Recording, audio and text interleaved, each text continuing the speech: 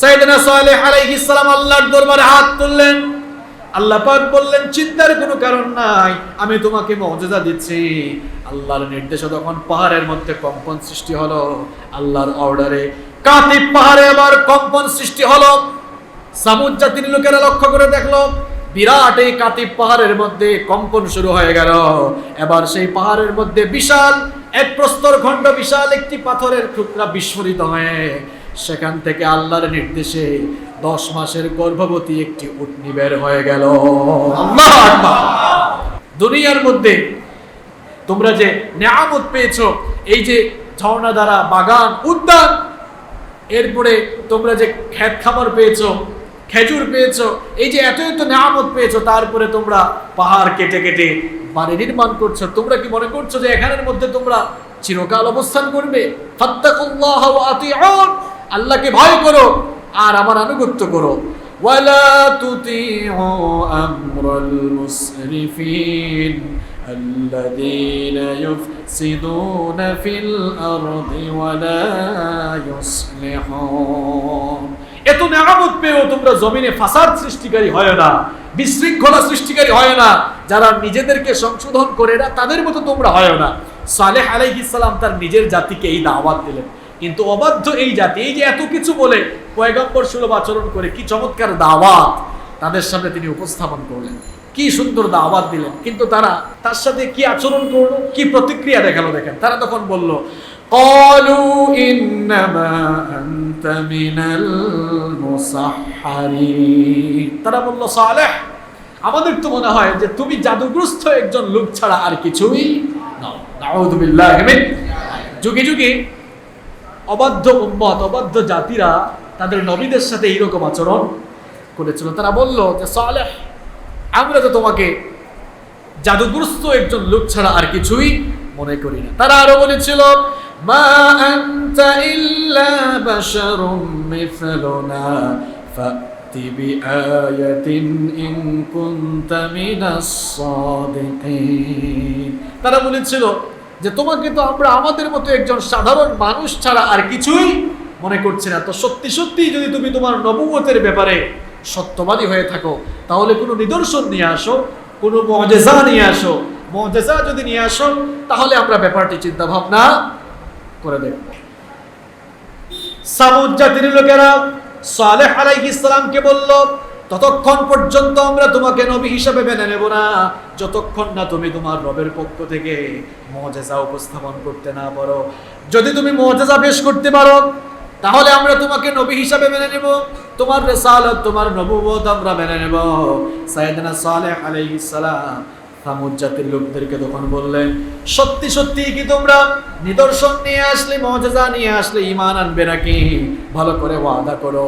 তারা ওয়াদা করলো। তারা বলল, প্রতিশ্রুতি দিচ্ছি, যদি তুমি মুজিজা নিয়ে আসতে পারো তাহলে আমরা ঈমান আনয়ন করব, সবাই ঈমানদার হয়ে যাব। তিনি তখন তাদেরকে বললেন, তাহলে কি ধরনের নিদর্শন তোমরা চাও?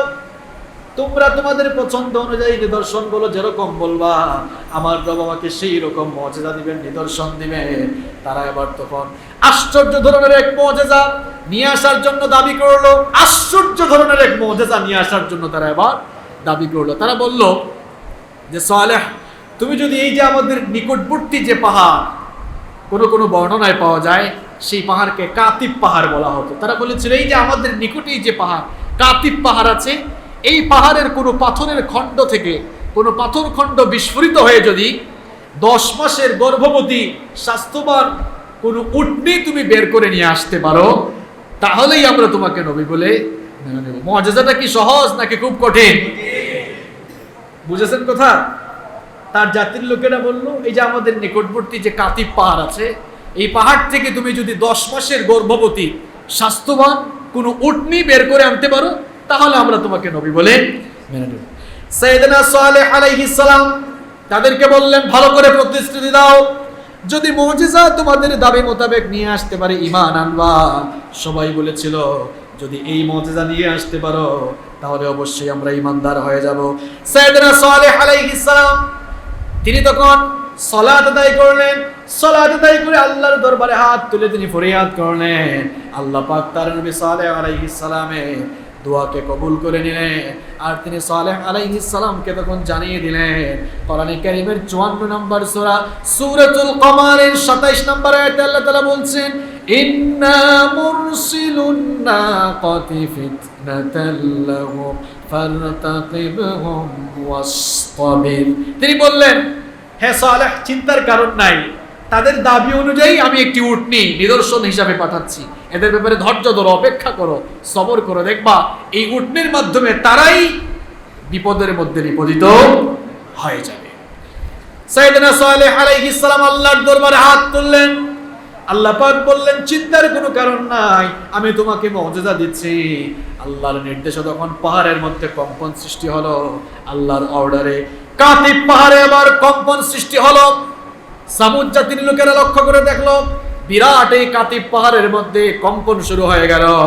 এবার সেই পাহাড়ের মধ্যে বিশাল এক প্রস্তর খণ্ড, বিশাল একটি পাথরের টুকরা বিস্ফোরিত হয়ে সেখান থেকে আল্লাহর নির্দেশে 10 মাসের গর্ভবতী একটি উটনি বের হয়ে গেল। আল্লাহু আকবার!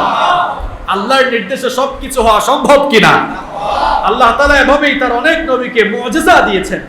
সাইয়েদনা সালেহ আলাইহিস সালামকে আল্লাহ তাআলা তার নিজের পক্ষ থেকে একটি উটনি মুজিজা দান করলেন। সুবহানাল্লাহ! এবার যখন সেই মুজিজা বের হয়ে গেল, মুজিজা যখন তিনি নিয়ে আসলেন, সবাই তো অবাক হয়ে গেল। অবাক হওয়ারই তো কথা। বলেন, বিভিন্ন পশু তো আমরা যেরকম মায়ের পেট থেকে আসি, বিভিন্ন পশুও কিন্তু মাদি পশু থেকে এগুলো প্রসব হয়, তাই না? যেমন গাভী থেকে গরু আসে, তাই না? উটনি থেকে আরো উটনির জন্ম হয়। কিন্তু যেই উটনিটি তিনি মুজিজা হিসাবে নিদর্শন হিসাবে পেশ করলেন, ওই উটনিটি স্বাভাবিক পন্থায় দুনিয়াতে আসা কোনো উটনি নয়, বরং এটি আল্লাহ তাআলার অশেষ কুদরতের মাধ্যমে, বিশেষ কুদরতের মাধ্যমে দুনিয়াতে আসা একটি মুজিজা।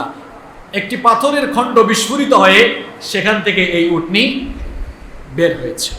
যখন এই মুজিজা প্রকাশ পেল, এবার এতদিন যে সামুদ জাতিকে তিনি দাওয়াত দেন, যারা ঈমান আনে না, দেখা গেল এই মুজিজা দেখে এবার কিছু মানুষ ঈমানদার হয়ে গেল। সুবহানাল্লাহ! এবার তার সম্প্রদায়ের লোকেরা 2 ভাগে বিভক্ত হলো। কয় ভাগে? ভালো করে শুনেন।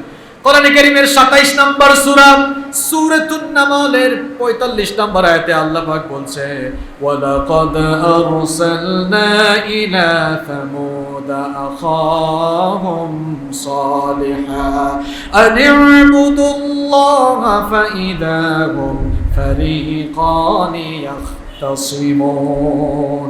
আল্লাহ পাক বলছেন যে আমি সামুদ জাতির কাছে তাদের ভাই সালেহকে পাঠালাম। তিনি যখন দাওয়াত দিলেন, আল্লাহর দ্বীনের দাওয়াত দিলেন, তখন তার সম্প্রদায়ের মধ্যে মানুষগুলো এবার 2 ভাগে বিভক্ত হয়ে বিতর্কে লিপ্ত হয়ে গেল। এবার তাদের নিজেদের গোষ্ঠী, নিজেদের বংশের মধ্যে ঝামেলা আছে না নাই? এক গ্রুপ ঈমান আনলো, আরেক গ্রুপ ঈমান আনলো না। এবার 2 গ্রুপের কিলাকিলি আছে না নাই? এবার 2 গ্রুপ বিতর্কে লিপ্ত হয়ে গেল। তাদের সেই বিতর্কগুলো আল্লাহ কোরআনে কারীমে তুলে ধরেছেন। কোরআনে কারীমের 7 নম্বর সূরা সূরাতুল আরাফের 75 নম্বর আয়াতে আল্লাহ পাক তাদের সেই বিতার্কিক কথোপকথন তুলে দিয়েছেন। যারা ঈমান আনে নাই তারা বলেছিল, ক্বালাল মালাউল্লাযীনা ইসতাকবারু মিন কওমিহি লিল্লাযীনা ইসতুদঈফু লিমান আমানা মিনহুম আতা'লামুনা আন্না সালিহান মুরসালুম। যারা ঈমান এনেছিল সেই সকল ঈমানদারদেরকে এবার সামুদ সম্প্রদায়ের বড় বড় কাফের নেতা যারা ঈমান আনে নাই, অহংকার করে তারা বলেছিল, নির্বুদ্ধের দলেরা, বোকার দলেরা, তোমরা কি মনে করো সালেহ তার রবের পক্ষ থেকে রাসূল হিসাবে এসেছে? এই কথাকে তোমরা বিশ্বাস করো নাকি? যারা ঈমান এনেছিল তারা তখন জবাব দিয়েছিল, ক্বালু ইন্না বিমা উরসিলা বিহি মুমিনুন। যারা ঈমান এনেছিল সেই সকল ঈমানদাররা তখন বলেছিল, এমন মুজিজা, এমন বিস্ময়কর মুজিজা দেখেও তো আর বিশ্বাস না করার উপায় নাই। সুতরাং সালেহ যে মুজিজা নিয়ে এসেছে তার উপরে বিশ্বাস করে আমরা সালেহ এবং তার রবের প্রতি ঈমান আনয়ন করলাম। ওই অহংকারী কাফের নেতারা তখন বলেছিল, قال الذين استكبروا إنا بالذي آمنتم به كافرون। নির্বুদ্ধের দলেরা, বোকার দলেরা, তোমরা যে সালেহ এবং সালেহ যা নিয়ে এসেছে যার উপরে তোমরা ঈমান এনেছো, আমরা ঘোষণা দিচ্ছি আমরা তার সাথে কুফরি করলাম। আমরা তার সাথে কি করলাম? কুফরি করলাম। দেখেন, এর আগে তারা সালেহ আলাইহিস সালামের সাথে ওয়াদা করেছিল যে মুজিজা নিয়ে আসলে তারা কি আনবে? ঈমান আনবে। মুজিজা নিয়েও আসলেন, কিন্তু বড় বড় নেতা যারা ছিল, সংখ্যাগরিষ্ঠ লোকেরা ঈমান আনলো না। আর যারা বিরোধিতায় মেতে উঠলো তারা ছিল সম্প্রদায়ের বড় বড় নেতারা। দেখেন, প্রত্যেক নবীদের আলোচনা যখন আমরা কোরআন থেকে করছি, একটা বিষয় কিন্তু সুস্পষ্ট হয়ে উঠতেছে, যুগে যুগে দ্বীনের বিরোধিতা চুনোপুটি মার্কা মানুষদের চাইতে রাষ্ট্রশক্তি সবচাইতে বেশি করেছে। এই জন্য ইমানদারদের মধ্যে যদি সংঘর্ষ লাগানো যায়, তাহলে এর মধ্যেও তারা ফায়দা খোঁজার চেষ্টা করে। এটা যুগে যুগেও কিন্তু কাফেররা করেছিল, বড় বড় কাফেররা করেছিল।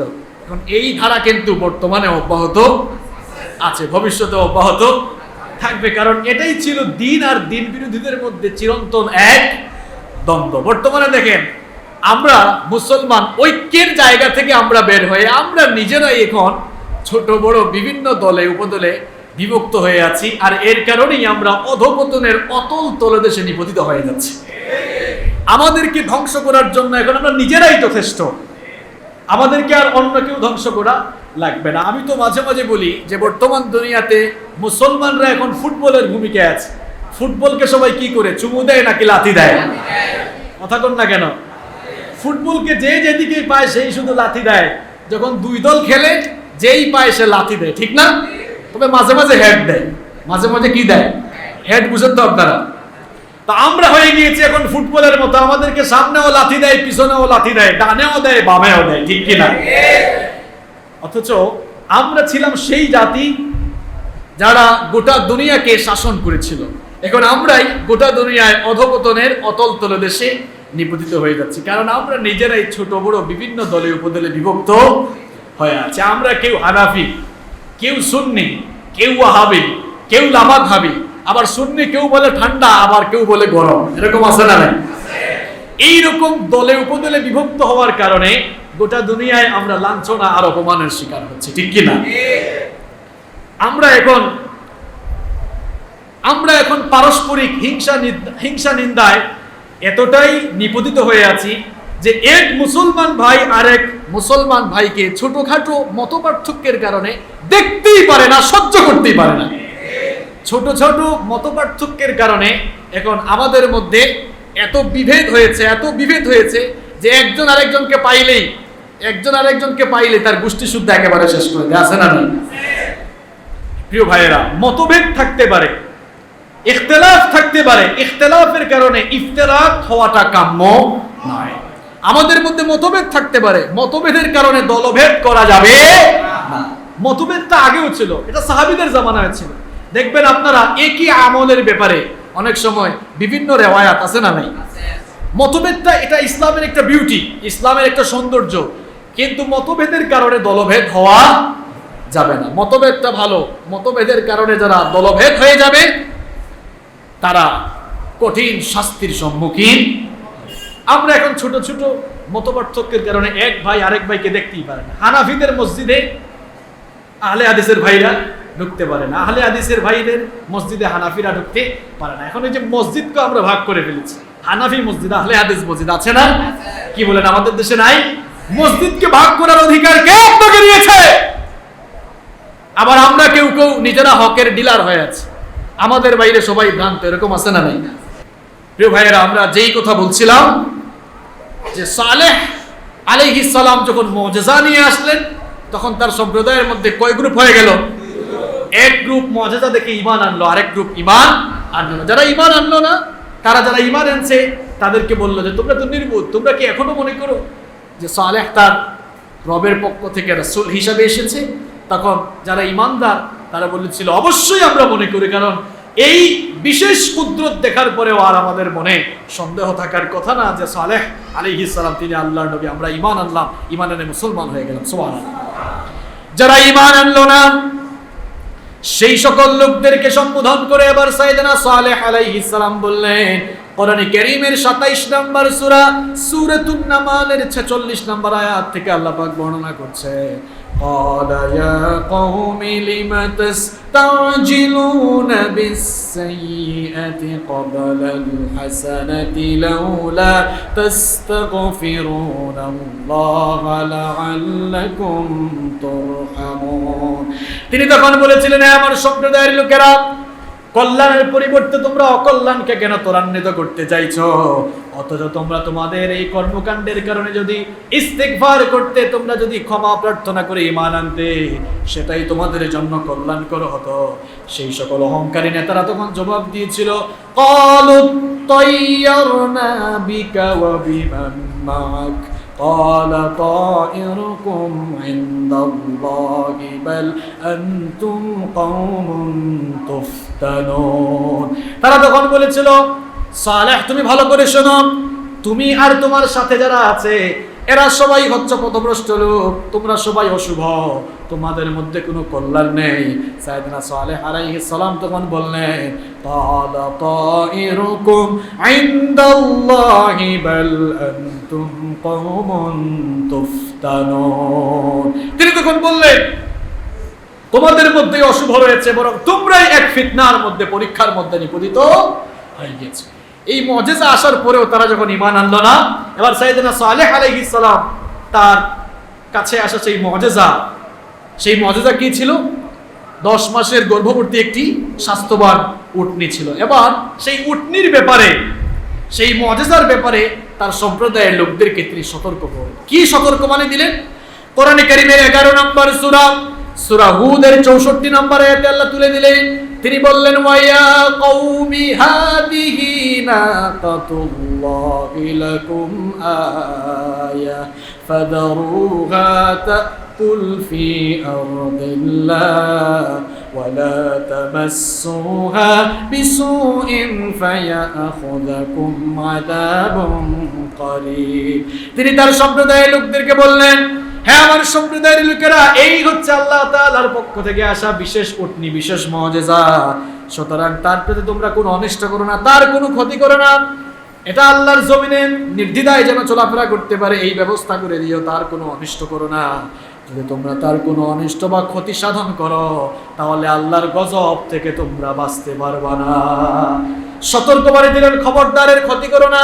আর আল্লাহ পাক তার নবীর মাধ্যমে এই সামুদ জাতির লোকদেরকে আরো জানিয়ে দিলেন, وَنَبِّئْهُمْ أَنَّ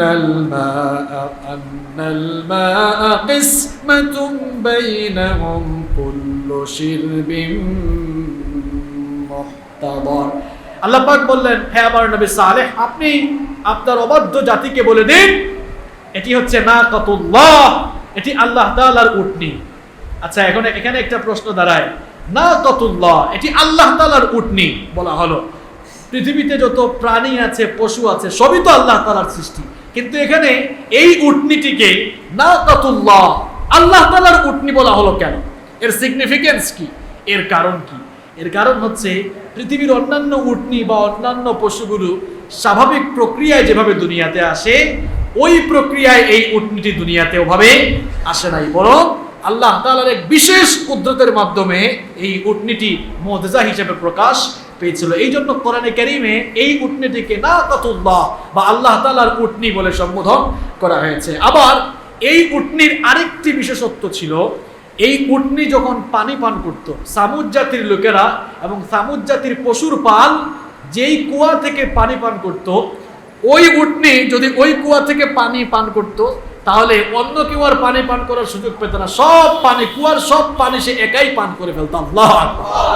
কারণ এটি আল্লাহ তাআলার পক্ষ থেকে দেওয়া বিশেষ এক মুজিজা ছিল। এই জন্য আল্লাহ তাআলা একটি সিস্টেম করে দিলেন, তার নবী সালেহ আলাইহিস সালামের মাধ্যমে সামুদ জাতিকে জানিয়ে দিলেন। বললেন, হ্যাঁ আমার নবী সালেহ, আপনি আপনার সম্প্রদায়ের লোকদেরকে জানিয়ে দেন, এখন থেকে কুয়ার পানি বন্টন পদ্ধতি এইভাবে হবে যে একদিন এই উটনি পানি পান করবে, তোমরা কেউ পানি পান করবে না, আর আরেকদিন তোমরা সবাই এবং তোমাদের পশুর পাল পানি পান করবে, উটনি আর সেদিন পানি পান করবে না। এখানে একটা প্রশ্ন দাঁড়ায়, তাহলে উটনি যদি একদিন পানি পান করে, আর কেউ যদি পানি না পায়, পশুর পালও পানি না পায়, মানুষও পানি না পায়, তাহলে এরা বাঁচবে কেমনে?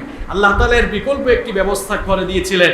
বিকল্প ব্যবস্থা ছিল এরকম, একটা নিয়ামত দান করেছিলেন। এই উটনি এত বেশি দুধ দিত যে এই উটনির দুধ তাবুত সম্প্রদায়ের সকল লোকেরা খাওয়ার পরেও এত বেশি অবশিষ্ট থাকতো যে তারা তাদের পাত্রগুলোকেও ভরে রাখতে পারত। আল্লাহ, এত সুখ শান্তি এদের সহ্য হয় না, এত সুখ শান্তি এদের সহ্য হয় না। ধীরে ধীরে দেখবেন সকল নবীদের জীবনে যখন আমরা আলোচনা করব, সামনেই বনি ইসরাইলের আলোচনা শুরু হবে। এই বনি ইসরাইল জাতি, এরা এই সামুদ জাতি থেকে আরো এক ধাপ এগিয়ে ছিল। এরা যত বেশি নিয়ামত পেয়েছে তত বেশি আরো অবাধ্য।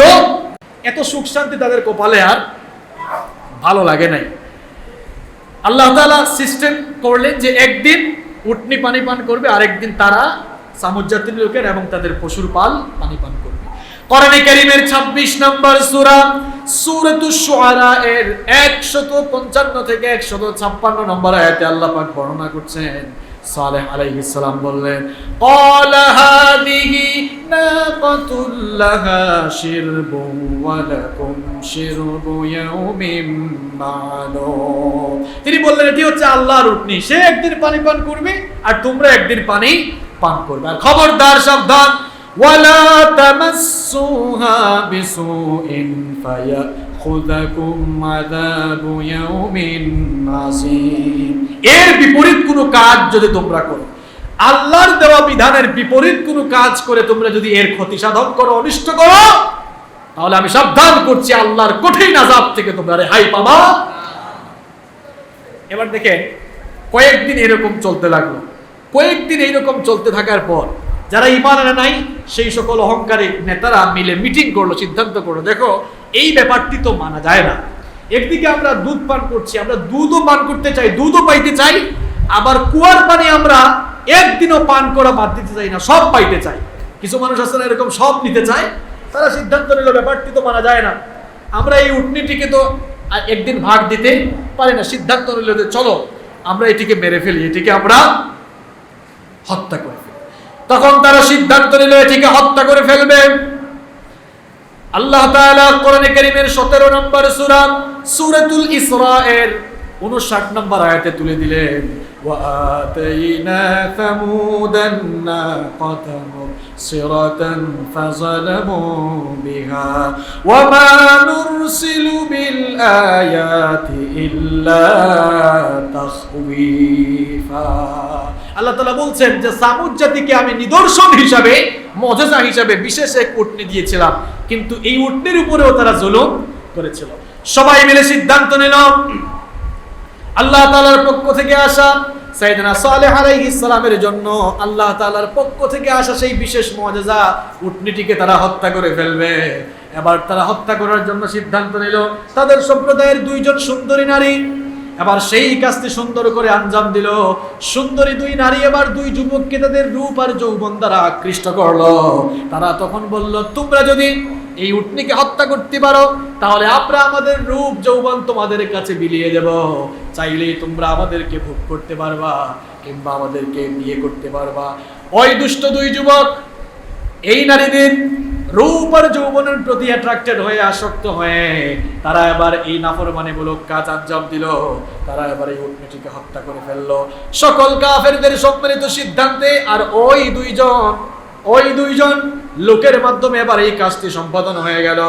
কোরআনে কারীমের 7 নম্বর সূরা সূরাতুল আরাফের 77 নম্বর আয়াতে আল্লাহ তুলে দিলেন, ফাআকরুন নাকাতা ওয়াতাউ আন আমরি রাব্বিহিম ওয়া ক্বালু ইয়া সালিহু উতিনা বিমা তা'ইদুনা ইন কুনতা মিনাল মুরসালিন। তারা এবার উটনিকে হত্যা করলো, আল্লাহর অবাধ্য হলো। আল্লাহর অবাধ্য হওয়ার পর সালেহ আলাইহিস সালামকে ডেকে বলল, সালেহ, এটাকে আমরা হত্যা করে ফেলেছি, তুমি তো বলেছো এর অনিষ্ট করলে আল্লাহর গজব থেকে, আযাব থেকে আমরা বাঁচতে পারবো না। তো তোমার রবের যদি ক্ষমতা থাকে তো বলো আমাদেরকে আযাব দিতে, গজব দিতে। নাউযু বিল্লাহি মিন সত্যিকার অর্থেই যদি তুমি রাসূল হয়ে থাকো দাও, গজব এবার তুমি নিয়ে আসো।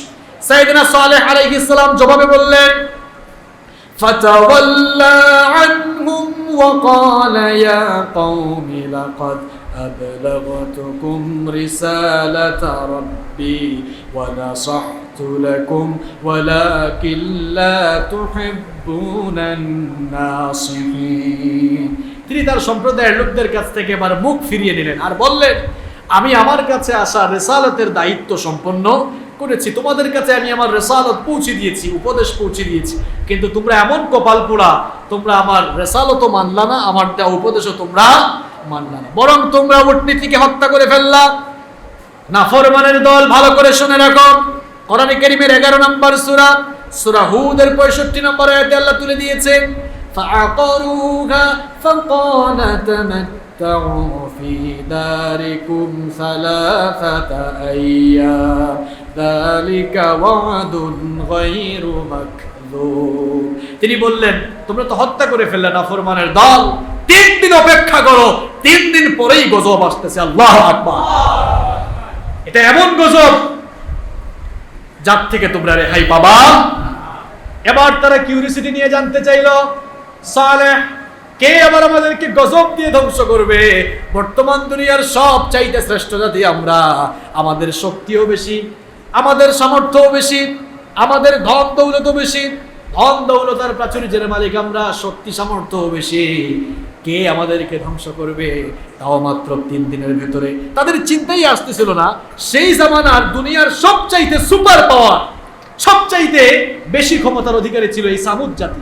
তারা মনে করেছিল মাত্র 3 দিনে আমাদেরকে ধ্বংস করে দেওয়া, এটা কি মুখের কথা নাকি? আচ্ছা বলেন তো, বর্তমান দুনিয়াতে ধরেন আমেরিকা কিংবা সামরিকভাবে শক্তিধর আরো বহু দেশ আছে, এই সকল দেশকে কি আপনি 2-1 দিনে শেষ করে দিতে পারবেন? মিনিমাম তো কয়েকদিন বা কয়েক মাস সময় লাগবে। তো তাদের ভিতরেও এই বিশ্বাস আসলো যে 3 দিনে আমাদেরকে কেমনে ধ্বংস করে দেওয়া যাবে। এটা তো খুব আজগবি কথা, অবিশ্বাস্য কথা। সাইয়েদনা সালেহ আলাইহিস সালাম তখন বললেন, এমন এক মহাশক্তিধর সুবহান সত্তা তোমাদেরকে এমন ভাবে ধ্বংস করে দিবেন যার ব্যাপারে তোমাদের কোনো চিন্তা ভাবনাও নাই, তোমরা চিন্তা ভাবনা করেও কোনো কুলকিনার পাবা না, এমন ভাবে তিনি তোমাদেরকে ধ্বংস করবেন। তিনি বললেন, আগামীকাল বৃহস্পতিবার তোমাদের সকলের চেহারা ফ্যাকাশে হয়ে যাবে, পরবর্তী দিন শুক্রবার তোমাদের সকলের চেহারা রক্তিম বর্ণ অর্থাৎ লাল বর্ণ ধারণ করবে, পরবর্তী দিন শনিবার তোমাদের সকলের চেহারা কালো হয়ে যাবে। মনে রেখো, এই 3 দিন পরে বৃহস্পতিবার, শুক্রবার আর শনিবার, এই 3 দিন 3 ধরনের রং তোমাদের চেহারায় ধারণ করবে। এরপরে রোববার দিনে সবাই তোমরা দুনিয়া থেকে বিদায় হয়ে যাবা। কেমনে বিদায় হবে এটা সময় আসলেই ভালো করে টের পাবা। এভাবে তিনি সতর্ক করে দিলেন। এই কথা শোনার পর বাহ্যিকভাবে যদিও তারা খুব পাওয়ার দেখিয়েছে, কিন্তু ভেতরে ভেতরে ভয় আছে না নাই? ভেতরে ভেতরে কিন্তু ভয় ঠিকই আছে। এবার কাফের 9 জন নেতা, তাদের সম্প্রদায়ের 9 জন বড় বড় নেতারা মিলে মিটিং করলো, যদি সালেহ যে কথা বলেছে সত্যি সত্যি যদি গজব চলে আসে, কিংবা গজব যদি নাও আসে, সে তো আমাদের শত্রু হয়ে গিয়েছে, চলো তাকে আমরা হত্যা করে ফেলি। এবার তারা হত্যার জন্য মিটিং আহ্বান করলো। কোরআনে কারীমের 27 নম্বর সূরা, সূরাতুন নামালের 48 নম্বর আয়াত থেকে আল্লাহ পাক তাদের সেই সলা পরামর্শের কথা তুলে দিলেন। ওয়াকানা ফিল মাদিনাতি তিসআতু রাহাতিন ইউফসিদুনা ফিল আরদি ওয়ালা ইউসলিহুন। আল্লাহ পাক বলেন, তাদের সম্প্রদায় বা তাদের শহরের মধ্যে 9 জন ব্যক্তি যারা নিজেদেরকে সংশোধন করে নাই, বড় বড় সেই সকল নেতারা মিটিং আহ্বান করে। তারা তখন কি করেছিল শোনো, قالوا تقاسموا بالله لنبيتنه وأهله ثم لنقولن لوليه ما شهدنا مهلك أهله وإنا لصادقون। তারা বলেছিল, পরস্পর কসম করো, শপথ নাও, বেশি সময় আর নাই, সবাই প্রতিশ্রুতিবদ্ধ হওয়ার শপথ নাও, আমরা সালেহ এবং তার পরিবারের সবাইকে মেরে ফেলবো। সালেহ এবং তার পরিবারের সবাইকে মেরে ফেলার পর যখন সেই হত্যাকাণ্ডের খবর সবাই জেনে ফেলবে, জানাজানি হয়ে যাবে, আমরা বলবো এ ব্যাপারে আমরা কিছুই জানি না। আমরা নিজেরা গা সারা ভাব দিয়ে থাকবো যেন আমরা এ ব্যাপারে কিছুই জানি না। আমরা বলবো এ ব্যাপারে আমরাও কিছু জানি না। আল্লাহ পাক বলেন, লক্ষ্য করে দেখো, যারা ষড়যন্ত্র করেছিল আমি তাদেরকে, আর যারা আমার অবাধ্য হয়েছিল তাদের বংশ শুদ্ধা সমূলে সকলকে আমি গজব দিয়ে শেষ করে দিয়েছিলাম। কিরকম গজব এসেছিল দেখেন। যারা মিটিং করে সালেহ আলাইহিস সালাম এবং তার পরিবারের লোকদেরকে হত্যা করার মিটিং করে তারা যখন এবার সেই সিদ্ধান্ত বাস্তবায়নের জন্য রওনা দিল, তারা যখন পথিমধ্যে গেল, আল্লাহ পাক তখন আকাশ থেকে পাথর বর্ষণ করে প্রস্তরখণ্ড দিয়ে আঘাত করে করে এই সকল কাফেরগুলোকে দুনিয়া থেকে বিদায় করে দিলেন। আল্লাহু আকবার। তাহলে মুমিনদের জন্য আল্লাহর বিজয়, আল্লাহর সাহায্য আছে না নাই? আর বাকিদেরকে কিভাবে ধ্বংস করলেন? অবাধ্য ওই জাতিকে, অবাধ্য এই জাতিকে আল্লাহ কিভাবে ধ্বংস করলেন দেখেন। আল্লাহ তাআলা কোরআনে কারীমে বলছেন, কোরআনে কারীমের 11 নম্বর সূরা, সূরা হুদের 66 নম্বর আয়াত থেকে আল্লাহ তাআলা বলছেন, ফালাম্মা জাআ আমরুনা নাজ্জাইনা সালিহান ওয়াল্লাযীনা আমানু মা'আহু বিরাহমাতিন মিন্না ওয়া মিন খিজয়ি ইয়াওমাইদিন ইন্না রাব্বাকা হুয়াল কাওয়িয়ুল আজিজ। আল্লাহ পাক বলেন, গজবের সময় যখন এসে গেল, আমি সালেহ এবং তার সাথে যারা ঈমান এনেছিল তাদেরকে আমি আমার রহমত দিয়ে বাঁচিয়ে দিয়েছিলাম, কারণ আল্লাহ তাআলা হচ্ছেন মহা পরাক্রমশালী, তিনি মহা শক্তিধর। কিভাবে বাঁচিয়েছিলেন? সালেহ আলাইহিস সালামকে আল্লাহ তাআলা বললেন, তুমি তোমার উম্মতদেরকে নিয়ে, অনুসারীদেরকে নিয়ে, যারা ঈমান এনেছে তাদেরকে নিয়ে হিজরত করো। হিজরত করা ঈমানের তাগিদে, আল্লাহর দ্বীনের তাগিদে নিজের ঘর বাড়ি ছেড়ে দিয়ে, হিজরত হচ্ছে আল্লাহর দ্বীনের জন্য নিজের ঘর বাড়ি ছেড়ে দিয়ে অন্য জায়গায় অবস্থান করা। আজও দুনিয়ার বহু জায়গায় ঈমানের পথে অবিচল থাকার কারণে অনেক ভাইয়েরা তাদের ঘর বাড়িতে থাকতে পারে না, হামলা মামলার কারণে। আছে না? হিজরত করে অন্য জায়গায় থাকে, এটা কি হিজরত বলা হয়? হিজরত মানে কি? নিজের ঘর বাড়িতে না থেকে অন্য জায়গায় থাকে। এই যে হিজরত যারা করছে, এরা তো নবী রাসূলদের সেই কর্মপন্থাকেই অনুসরণ করছে, কারণ পৃথিবীর প্রায় সকল নবীরাই হিজরত করেছিলেন। প্রিয় ভাইয়েরা, এরকম বহু মানুষ আছেন যারা ঈমানের পথে অবিচল থাকার কারণে নিজের স্ত্রীর কাছে যেতে পারে না, নিজের সন্তানদের মাথায় হাত বুলাতে পারে না, ইভেন নিজের পরিবারের মানুষ মারা যায় তাকে দেখতে পারে না, তাদের জানাজায় পর্যন্ত শামিল হতে পারে না। এরকম আছে না ভাই? প্রিয় ভাইয়েরা, এই ধরনের মুসিবত, এই ধরনের জুলুম নির্যাতন, এটা এই যুগের নতুন কোনো জুলুম মুসিবত কিংবা এই যুগের নতুন কোনো ফিতনা বা পরীক্ষা নয়। প্রত্যেক যুগেই যারা ঈমানের পথ অনুসরণ করেছিল তাদের উপরে এই ধরনের মুসিবত আপতিত হয়েছে। সালেহ আলাইহিস সালামকে আল্লাহ তাআলা বললেন যে তুমি তোমার উম্মত যারা ঈমান এনেছে এদেরকে নিয়ে হিজরত করো। তিনি হিজরত করে আবার অন্যথায় চলে গেলেন। গজব চলে আসলো উনার কথা মতোই। দেখা গেল পরদিন বৃহস্পতিবার, এবার তাদের সকলের চেহারা ফ্যাকাশে রং ধারণ করলো। এবার তারা পরস্পর বলাবলি শুরু করলো। ঘটনা কি? সালেহ তো যা বলেছিল তাই হয়ে গেল। তাদের মনের মধ্যে আবার হালকা কিছু ভয় কাজ করলো। পরের দিন শুক্রবার দেখা গেল সালেহ আলাইহিস সালামের কথা মোতাবেক তাদের সকলের চেহারা লাল হয়ে গেল। এবার তাদের মনের ভেতরে ভয় আরো বাড়ছে না কমছে?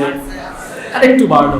পরের দিন শনিবার, 3 নম্বর দিন দেখা গেল সালেহ আলাইহিস সালামের কথা মোতাবেক এবার তাদের সকলের চেহারা কৃষ্ণবর্ণ অর্থাৎ কালো রং ধারণ করলো। এবার ভয় আরো বাড়লো না কমলো? এবার তারা একটু অপেক্ষা করতে লাগলো যে দেখি, এগুলো তো তেমন কিছুই না, চেহারার রং পরিবর্তন হতে পারে, অসুবিধা কি? আরো ভালো, এক এক দিন এক এক চেহারা পাওয়া যাচ্ছে। তো সালেহ তো বলছে 4 নম্বর দিনে নাকি গজব আসবে। তো এই চেহারার রং আজ পরিবর্তিত হয়ে কেমন গজব আছে এটা আমরাও একটু দেখতে চাই। দেখেন কেমন অবাধ্য জাতি, প্রত্যেকদিন কালার চেঞ্জ হয়, এরপরেও তাদের ভয় ঢোকে না। তারা মনে মনে ভাবলো ভালোই তো হয়েছে, এক একদিন এক এক চেহারা আমরা পাচ্ছি। দেখি না আবার চেহারার রঙের ভিন্নতা দিয়ে তো আর গজব আসতে পারে না। আল্লাহ তাআলার গজব, আল্লাহ তো মানুষকে চাইলে মশা দিয়েও ধ্বংস করতে পারেন না? মশা দিয়ে পারেন না? আচ্ছা, নমরুদকে, পৃথিবীর সবচেয়ে বড় স্বৈরাচারকে কি আল্লাহ তাআলা ভালো মশা দিয়ে মারছেন নাকি ল্যাংড়া মশা দিয়ে মারছেন? দেখেন, আল্লাহ তাআলা চাইলে মশা দিয়েও কিন্তু।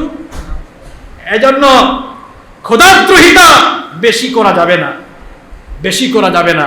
আল্লাহর গজব আসলে আল্লাহ তাআলা তিনি চাইলে তার ক্ষুদ্র সৃষ্টি দিয়েই একেবারে দুনিয়া থেকে সমূলে ধ্বংস করে দিতে পারেন। আল্লাহর সেই পাওয়ার আছে কিনা? সম্মানিত ভাইরা, এবার 4 নম্বর দিন সকালবেলা থেকেই তারা আবার খুশবু লাগাতে লাগলো, সেন্ট মাখতে লাগলো, পারফিউম। দেখেছেন কি প্রস্তুতি, মানায় বলছি না।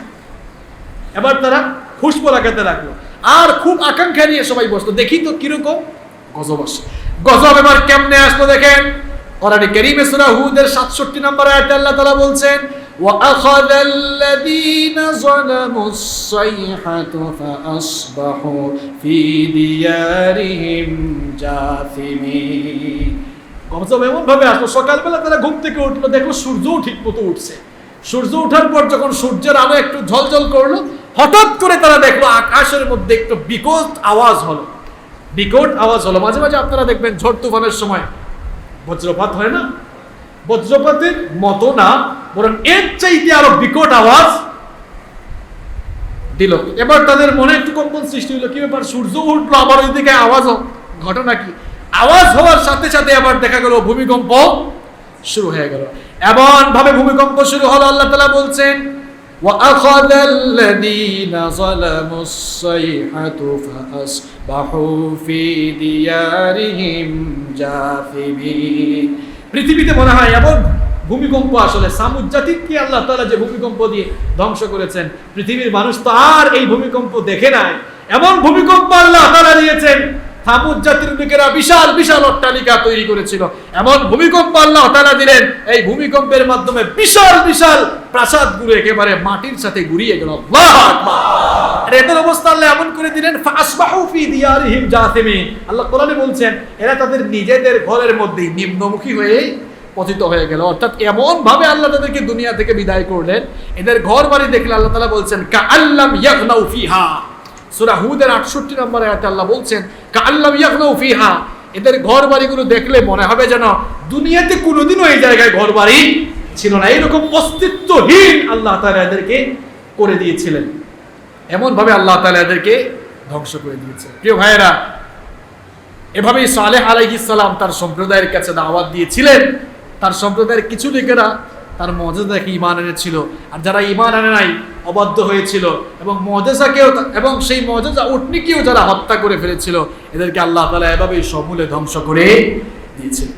তো আমরা প্রত্যেক দিনই তো প্রত্যেক জুমাই তো এক একজন নবীর দাওয়াতি জীবন নিয়ে আলোচনা করি।